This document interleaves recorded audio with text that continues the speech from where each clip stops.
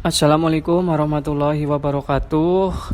Oke teman-teman, pada kesempatan kali ini kita akan coba bahas mengenai soal-soal kompetensi manajerial. Ini khusus untuk formasi guru ya teman-teman. Jadi khusus untuk teman-teman yang ingin mendaftar di formasi guru. Ini adalah contoh-contoh soal kompetensi manajerial prediksi untuk tahun 2023. Langsung saja teman-teman, untuk soal yang pertama, Anda akan ditugaskan oleh kepala sekolah untuk menjadi panitia pameran yang akan memperkenalkan visi misi sekolah, termasuk menjual beberapa produk kerajinan siswa untuk melihat respon pembeli. Pameran tersebut akan diikuti oleh banyak sekolah yang juga memperkenalkan produk mereka. Ada produk yang setipe dengan sekolah Anda dan ada juga yang berbeda dengan sekolah Anda. Untuk menarik pengunjung, apa yang akan Anda lakukan? Oke teman-teman, sekarang kita cermati untuk opsi pilihan gandanya ya. Untuk yang A, menampilkan produk yang berkualitas di etalase agar banyak yang tertarik. Nah ini juga bagus teman-teman. Tetapi kalau banyak yang sama, nah ini juga kurang bagus ya jawabannya teman-teman. Ini bukan jawaban terbaik ya teman-teman. B, membuat pengunjung nyaman dengan stand sekolah Anda dengan menyediakan tempat duduk dan snack. Ini salah satunya juga bagus. Membuat nyaman dengan stand dan snack ini juga bagus, tetapi bukan jawaban tertinggi teman-teman. Selalu bersikap ramah terhadap pengunjung yang lewat dan mempersilahkan untuk mampir, ini juga bagus, tetapi bukan jawaban tertinggi teman-teman, karena banyak saingannya teman-teman. Ini apa yang harus dipikirkan adalah dengan menggunakan ide-ide atau konsep-konsep yang berbeda dengan tipe stand-stand sekolah lain ya teman-teman. Jadi seperti itu. Nah di sini yang D, membuat konsep stand pameran yang menarik, misalnya tema tertentu. Nah misalnya di sini dengan tema tertentu ya teman-teman, dengan tema-tema yang nyeleneh, yang berbeda dengan yang lain. Nah ini pastinya akan menarik para pengunjung. Nah ini adalah opsi jawaban tertinggi teman-teman. Membuat stand pameran yang besar agar semua pengunjung bisa muat di stand sekolah Anda, ini juga bagus, tetapi bukan jawaban tertinggi teman-teman. Kata kuncinya adalah di sini membuat konsep ya teman-teman. Lanjut untuk soal yang kedua, Anda adalah panitia penerimaan peserta didik baru. Siang ini Anda sedang melayani banyak orang tua calon peserta didik baru di sekolah untuk melakukan pemberkasan. Antrian cukup panjang, kemudian ada seorang kakek-kakek umur 70 tahun juga ikut mengantri. Karena terlalu lama dan antrian panjang, kakek tersebut minta untuk dilayani terlebih dahulu. Bagaimana sikap Anda? Oke teman-teman, di sini ada kasus ada antrian panjang tetapi ada yang ingin mendahului ya teman-teman. Nah pada kasus yang seperti ini teman-teman, kita bisa memberikan pelayanan terlebih dahulu. Nah, di sini kata kuncinya adalah untuk kakek-kakek, nenek-nenek, orang yang sudah berumur, ibu hamil, orang yang sedang sakit. Ini kita bisa melakukan pelayanan mendahulukan, teman-teman. Boleh mendahulukan, teman-teman, seperti itu. Jadi tidak boleh saklek ya, teman-teman, seperti itu. Tapi bisa untuk karakter atau untuk orang-orang tertentu teman-teman, seperti itu, seperti ibu hamil, kemudian kakek-kakek, nenek-nenek, kemudian orang sakit, itu bisa didahulukan. Tetapi kita harus memberikan pengertian terlebih dahulu kepada para pengunjung atau para yang antri ya. Jadi teman-teman, kita harus berikan pengertian dulu baru kita dahulukan. Jangan tiba-tiba kita dahulukan tidak diberikan pengertian, seperti itu teman-teman. Jadi langkahnya adalah memberikan pengertian dulu baru mendahulukan, kayak gitu teman-teman. Sekarang kita cermati ya teman-teman opsinya. Yang A, meminta maaf, meminta kakek tersebut untuk antri. Nah ini saklek, bukan jawaban yang tepat ya teman-teman. Meminta maaf, meminta untuk tetap antri. Nah ini tetap antri juga bukan jawaban yang tepat. Langsung melayani kakek tersebut karena dia sudah tua. Nah langsung tanpa memberi pengertian terlebih dahulu, ini juga bukan jawaban yang tepat teman-teman.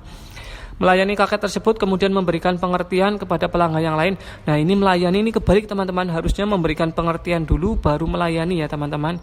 Ini bukan jawaban yang tepat. Yang jawaban dengan poin tertinggi adalah yang E ya teman-teman. Memberikan pengertian kepada pengunjung yang lain dulu baru melayani kakek tersebut. Itu jawaban dengan opsi tertinggi teman-teman. Lanjut nomor 3, sebagai seorang calon ASN kita dituntut untuk cermat dalam bermedia sosial. Di era milenial sekarang ini marak berita dan informasi hoax di media sosial yang disebarkan oleh orang-orang yang tidak bertanggung jawab. membuat banyak orang mudah terprovokasi serta berdebat. Bagaimana sikap Anda mengatasi hal ini? Oke teman-teman, ketika ada hoax, ini juga soal yang mungkin sering akan dikeluarkan.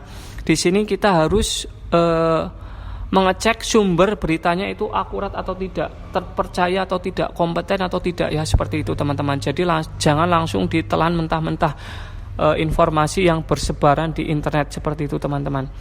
Oke, kita cermati untuk opsi pilihan gandanya. Yang A, membatasi penggunaan media sosial yang penting-penting saja. Nah, ini kita tidak bisa membatasi ya teman-teman. Sekarang penggunaannya sudah sangat ketat. Ini juga bukan jawaban dengan poin terbaik. Mengenali sumber berita akurat atau tidaknya. Nah ini teman-teman, jadi kita harus mengenali sumber beritanya akurat atau tidak. Ini jawaban dengan poin tertinggi teman-teman. Mengenali dari judul berita terkadang terkesan provokatif. Kalau dari judulnya saja juga bukan jawaban yang tepat. Membacanya saja kemudian tidak mengambil pusing.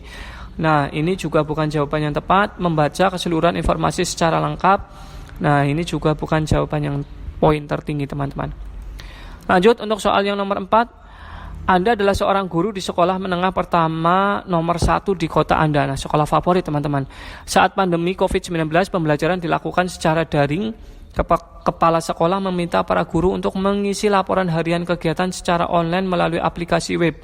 Namun, rumah Anda yang ada di dataran tinggi menyebabkan pengisian laporan harian kegiatan terkendala. Bagaimana tindakan Anda? Nah, di sini ada kasus kita tidak bisa mengisi laporan harian karena terkendala sinyal ya teman-teman.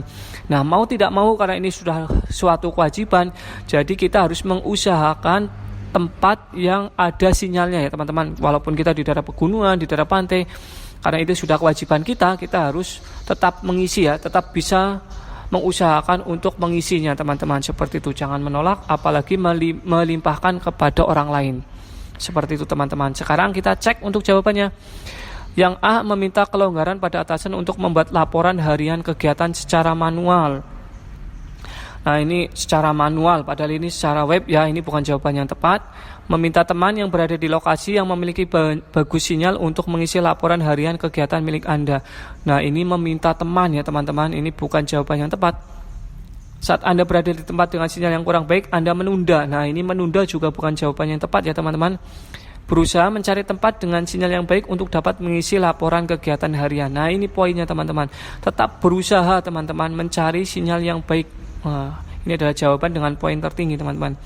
Meminta kelonggaran pada atasan untuk mempertimbangkan kebijaksanaan pembebasan hasil laporan kegiatan harian bagi guru yang mengalami gangguan sinyal. Nah ini meminta kelonggaran, kita seolah-olah pasrah teman-teman. Ini bukan jawaban yang poin tertinggi teman-teman.